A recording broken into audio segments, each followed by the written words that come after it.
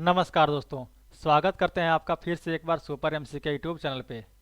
आज के वीडियो में हम कंप्यूटर बूटिंग सिस्टम का पार्ट 2 यानी कि सेकेंड पार्ट करने वाले हैं, सेशन 2। इससे पहले आपको हमने कंप्यूटर बूटिंग सिस्टम का 30 क्वेश्चन जो कि बहुत ही इंपॉर्टेंट था वो करवा दिए हैं। अगर वो वीडियो आप नहीं देखे हैं तो डिस्क्रिप्शन बॉक्स में इसका लिंक मिल जाएगा, 1 से लेकर के 30 तक का। वो वीडियो भी आप देख लीजिएगा जिसमें कि आपको इन सब सारे सवालों को आपको वहाँ पे करवाए हैं। यहाँ पे आप देख सकते हैं इन सब सारे सवालों को करवा दिए हैं, जिसको कि आप देख सकते हैं। आज हम क्वेश्चन नंबर 31 से लेकर के पूरा जो भी बचा हुआ क्वेश्चन है उसको आज हम कंप्लीट करेंगे। दोस्तों ये सारे क्वेश्चन बहुत ही महत्वपूर्ण हैं और ये हर बार किसी ना किसी एग्जाम्स में पूछे जाते हैं, खास करके डाटा एंट्री ऑपरेटर हो या फिर स्टेनोग्राफर हो, रेलवे, एसएससी, बैंकिंग, सभी सवालों में, सभी एग्जाम्स में ये सवाल पूछे जाते हैं बूटिंग सिस्टम से। तो चलिए आज का सेशन शुरू करते हैं। यहाँ पे देखिए क्वेश्चन नंबर यहाँ पे 11 लिखा हुआ है, यानी कि यहाँ पे हम 1 से शुरू करेंगे। यहाँ पे क्वेश्चन नंबर 1, ऑपरेटिंग सिस्टम क्या है?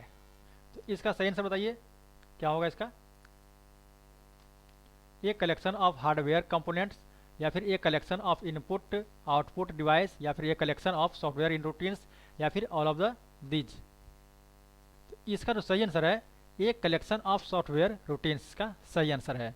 हमारा अगला सवाल है VSAM फाइल का फाइल संगठक है, यानी कि इसका जो है आंसर आपको बताना है। तो यहाँ पे रिलेटिव रिकॉर्ड डाटा सेट है, या फिर कीड सीक्वेंशियल डाटा सेट है, या फिर इंट्री सीक्वेंशियल डाटा सेट है, या फिर उपर्युक्त सभी। बताइए इसका सही होगा उपर्युक्त सभी। दोस्तों जो क्वेश्चन को डिटेल में बताने लायक रहेगा उसको हम डिटेल में बताएंगे भी, और जो क्वेश्चन को नॉर्मली चलने लायक रहेगा उसको हम यहाँ पे ऑप्शन आंसर क्वेश्चन आंसर करते रहेंगे और आगे बढ़ते जाएंगे। तो चलिए अब आते हैं क्वेश्चन नंबर 13 पे। सॉफ्टवेयर को दिया गया नाम क्या है जिसे कानूनी रूप से संकलित किया जा सकता है और अक्सर मुफ्त में उपयोग किया जा सकता है? तो बताइए क्या है वो। तो यहाँ पे देखिए shareware program, public domain program. तो इसका सही आंसर जो है पब्लिक डोमेन प्रोग्राम ही इसका सही आंसर है। हम आगे आते हैं अगला सवाल पे। हमारा अगला सवाल है इनमें से कौन सा ब्लॉक डिवाइस है, यानी कि इनमें से कौन सा जो है ब्लॉक डिवाइस है? तो इसका आप देखिए माउस, प्रिंटर, टर्मिनल्स, या फिर डिस्क। बताइए इसका सही आंसर क्या होगा। तो इसका सही आंसर है वो ऑप्शन नंबर डी, डिस्क जो है एक प्रकार का ब्लॉक डिवाइस है। हमारा अगला सवाल है निम्न में वो कौन सा सिस्टम है, सॉफ्टवेयर है जो सॉफ्टवेयर को सरल बनाता है, यानी कि इसमें से कौन सा सॉफ्टवेयर है जो कौन सा सिस्टम सॉफ्टवेयर है जो कि सॉफ्टवेयर को सरल बनाता है? स्प्रेडशीट, ऑपरेटिंग एनवायरनमेंट, या फिर टाइम शेयरिंग, या फिर मल्टीटास्किंग। तो इसका जो सही आंसर है वो है टाइम शेयरिंग, इसका सही आंसर है। हमारा अगला सवाल है मशीन भाषा की बजाय असेंबल भाषा का उपयोग करने के क्या लाभ हैं? यह निमोनिक और पढ़ने में आसान होता है, या फिर किसी भी प्रतीकात्मक पूर्ण नहीं संबोधित करता है, या कार्यक्रम के लिए डाटा का परिचय आसान है, या फिर उपर्युक्त सभी। तो इसका सही आंसर है उपर्युक्त सभी। ये जो चारों हैं यहाँ पे इसका सही आंसर है। यहाँ पे आप देख सकते हैं यदि आप नहीं जानते कि आप अपने कंप्यूटर में MS DOS का कौन सा संस्करण यूज कर रहे हैं तो आप किस कमांड का उपयोग करेंगे, यानी कि कैम आप जो MS DOS आप कौन सा यूज कर रहे हैं इसको पता करने के लिए क्या करना है? तो फॉर्मेट कमांड, dir कमांड, या फिर ver कमांड, या फिर डिस्क कमांड। तो इसका जो सही आंसर है वो ver कमांड करेंगे आप, तभी आपको पता चल जाएगा कि आप DOS का जो कौन सा संस्करण यूज कर रहे हैं। हमारा अगला सवाल है उन प्रोग्राम को क्या कहा जाता है जो कंप्यूटर को प्रयोगों के योग्य बनाते हैं? उस प्रोग्राम को क्या कहा जाता है? तो एप्लीकेशन सॉफ्टवेयर, सिस्टम सॉफ्टवेयर, या फिर फर्मवेयर, या फिर शेयरवेयर। तो इसका सही आंसर है जो सिस्टम सॉफ्टवेयर जो है, इसी के कारण जो यहाँ पे आप कंप्यूटर को प्रयोग करने योग्य बनाता है ये सिस्टम सॉफ्टवेयर। हमारा अगला सवाल है इनमें से कौन सा जो है एप्लीकेशन सॉफ्टवेयर नहीं है? वर्ड प्रोसेसिंग, स्प्रेडशीट, यूनिक्स, या फिर डेस्कटॉप पब्लिशिंग। बताइए। तो इसका सही आंसर है यूनिक्स। यूनिक्स जो है एप्लीकेशन सॉफ्टवेयर नहीं है। हमारा अगला सवाल है यहाँ पे यदि आप एक समय में एक से अधिक प्रोग्राम निष्पादित करना चाहते हैं तो आपके द्वारा उपयोग किए गए जा रहे सिस्टम सॉफ्टवेयर में क्या क्षमता होनी चाहिए? बताइए इसका सही आंसर क्या होगा। वर्ड प्रोसेसिंग होना चाहिए, वर्चुअल मेमोरी, कंपाइलिंग, या फिर मल्टीटास्किंग। तो हमारा आंसर से इसका सही आंसर जो है वो मल्टीटास्किंग होगा। चलिए अब आगे आते हैं। यहाँ पे क्वेश्चन नंबर यहाँ पे किसी रिसोर्स को समय के अनुसार अलग अलग प्रोग्राम में बांटा जाए तो वह क्या कहलाएगा? मल्टीटास्किंग कहलाएगा, मल्टी यूज़र कहलाएगा, टाइम शेयरिंग कहलाएगा, उपरोक्त में से कुछ भी नहीं कहलाएगा। तो इसका जो सही आंसर है वो कहलाएगा टाइम शेयरिंग। हम आगे चलते हैं।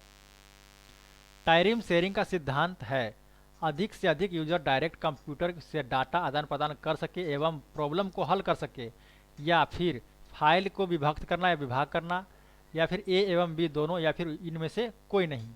तो टाइम शेयरिंग का जो सिद्धांत है वो अधिक से अधिक यूजर डायरेक्ट कंप्यूटर से डाटा का आदान प्रदान कर सकता है एवं प्रॉब्लम को हल कर सकता है। हमारा अगला सवाल है यहाँ पे, यूजर CUP पर आधारित होता है जिसमें कुछ समय निर्धारित होता है, वह समय जो है क्या कहलाता है? Time slice, multi programming, question time, या फिर इनमें से कोई नहीं। तो इसका जो सही आंसर है इनमें से कोई नहीं, इसका सही आंसर है।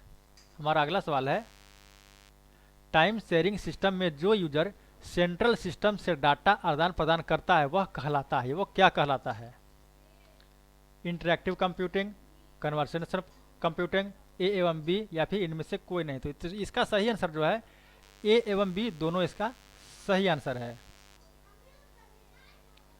हमारा अगला सवाल है, एक प्रोसेस जब अधिक गति में डाटा या फाइल का लेन देन करता है तब सिस्टम अधिक प्रभावित रूप से कार्य करता है, यह क्या कहलाता है? तो बताइए।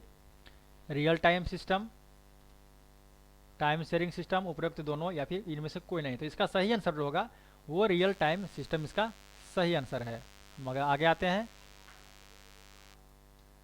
बूटिंग प्रोसेस का एक्सटेंशन नाम क्या है? बूटिंग का यहाँ पे एक्सटेंशन नेम बताना है आपको। CONFIC.SYS, या फिर command.com, या फिर autoexe.bat, या फिर इनमें से कोई नहीं। तो ये सवाल मैं पिछला वीडियो में भी आपको बताए थे, तो इसका सही आंसर होगा यहाँ पे autoexe.bat, इसका सही आंसर है। हमारा अगला सवाल है, command.com फाइल है, ये क्या, एक किस प्रकार का फाइल है? प्रोग्रामिंग फाइल है, हिडन फाइल है, या फिर एग्जीक्यूटिव फाइल है, या फिर इनमें से कोई नहीं? बताइए। तो कमांड जो है एक प्रकार का प्रोग्राम फाइल है। हमारा अगला सवाल है, हिडन फाइल क्या है? IO.SYS, या फिर MS.SYS, या फिर इनमें से दोनों, या फिर इनमें से कोई नहीं? तो इसका जो सही आंसर है ए एवं बी दोनों। हमारा अगला सवाल है, बूटिंग प्रोसेस रन कराता है, वो क्या रन कराता है? config.sys फाइल कराता है, या फिर AURTIEXEC.bat फाइल, या फिर कमांड फाइल या फिर command.com? इसका तो सही आंसर है AURTIEXEC.bat फाइल को ये बूटिंग प्रोसेस का रन कराता है। यानी कि अभी पहले ही आपको बताए थे कि बूटिंग का जो एक्सटेंशन है वो कुछ इस प्रकार का, तो यही BAT है। हमारा अगला सवाल है यहाँ पे, बूटिंग प्रोसेस में कौन सी फाइल हार्डवेयर को चेक करती है? बताइए। Command file, command.file, config.sys, autoexe.bat, बताइए इसका सही आंसर। इसका जो सही आंसर है CONFIG एंड configuration.sys, इसका सही आंसर है। हम आते हैं अगला सवाल पे, बूटिंग प्रोसेस में config.sys क्या प्रदान करता है? मेमोरी की खाली जगह, या फिर मेमोरी की भरी हुई जगह, या मेमोरी की फाइल, या फिर उपरोक्त में से कोई नहीं? तो इसका सही आंसर है मेमोरी का जो खाली जगह होता है वो ये प्रदान करवाता है। हमारा अगला सवाल है, बूटिंग प्रोसेस कौन सी फाइल स्वतः रन कराता है? command.com, config.sys, autoexe.bat, या फिर IO.sys? तो इसका सही आंसर बताइए। 12 का होगा autoexe.bat, जो है बूटिंग प्रोसेस का फाइल स्वतः रन करवाता है। अगला सवाल है, बूटिंग प्रोसेस के दौरान कौन सी फाइल कमांड फाइल को संग्रहित करता है?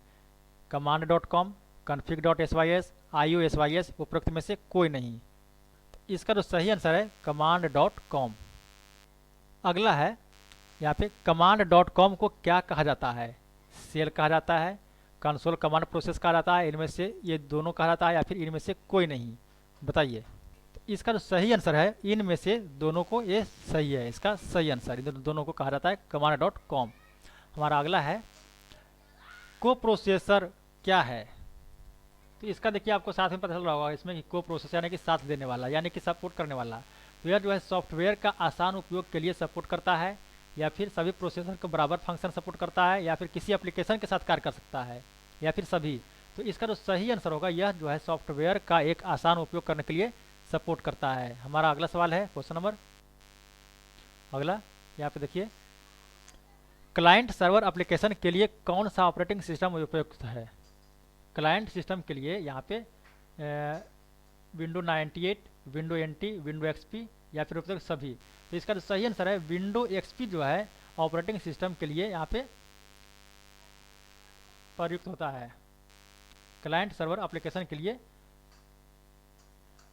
विंडो XP ऑपरेटिंग सिस्टम उपयुक्त है। हमारा अगला सवाल है ऑपरेटिंग सिस्टम मैनेज करता है, क्या मैनेज करता है, मेमोरी, प्रोसेस या फिर डिस्क एंड IO डिवाइस या फिर उपयुक्त में से सभी।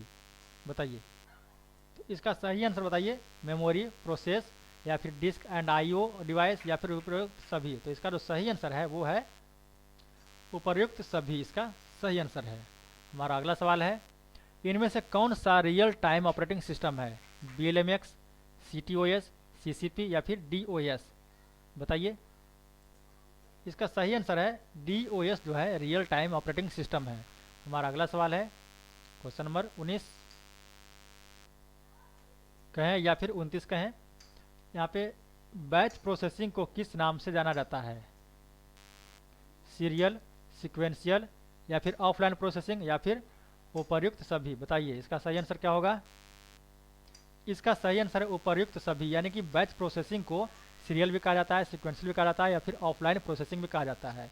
हमारा अगला सवाल है कंट्रोल सिस्टम के लैंग्वेज में लिखने के लिए किस स्टेटमेंट का उपयोग किया जाता है। तो यहाँ पे देखिए परमेटिव लैंग्वेज, परमेटिव स्टेटमेंट, कोऑपरेटिव स्टेटमेंट या फिर मल्टी प्रोग्रामिंग या फिर उपयुक्त में से कोई नहीं। तो इसका सही आंसर बताइए क्या होगा। तो इसका सही आंसर उपयुक्त में से कोई नहीं, यहाँ पे इसका सही आंसर है, इनमें से किसी का यूज नहीं होता है। अगला है हमारा दोस्तों आज का सवाल जो है हमारा जो बूटिंग ऑपरेटिंग सिस्टम से था, बूटिंग सिस्टम से हमारा जो क्वेश्चन था 60 क्वेश्चन वो आज कंप्लीट हो चुका है। और अगर आपको इसका PDF लेना है तो डिस्क्रिप्शन बॉक्स में जाइएगा, तो वहाँ से आपको PDF डाउनलोड करने का एक लिंक मिल जाएगा। उस पर जैसे ही आप क्लिक कीजिएगा तो आपको PDF डाउनलोड करने का लिंक आ जाएगा और वहाँ से आप डाउनलोड कर सकते हैं। इसके बाद आपको हमसे इंस्टाग्राम से जुड़ना है, तो यहाँ पे इंस्टाग्राम का लिंक यहाँ पे दिया हुआ है, यहाँ से भी आप हमसे जुड़ सकते हैं इंस्टाग्राम पे। या फिर अगर आपको हमारा जो टेलीग्राम ग्रुप है उसमें अगर आप ऐड होना चाहते हैं तो यहाँ पे हमारा टेलीग्राम का लिंक भी यहाँ पे दिया हुआ है, वहाँ से भी आप ऐड हो सकते हैं। आज के लिए इतना ही, चलिए मिलते हैं अगले वीडियो में, तब तक के लिए नमस्कार।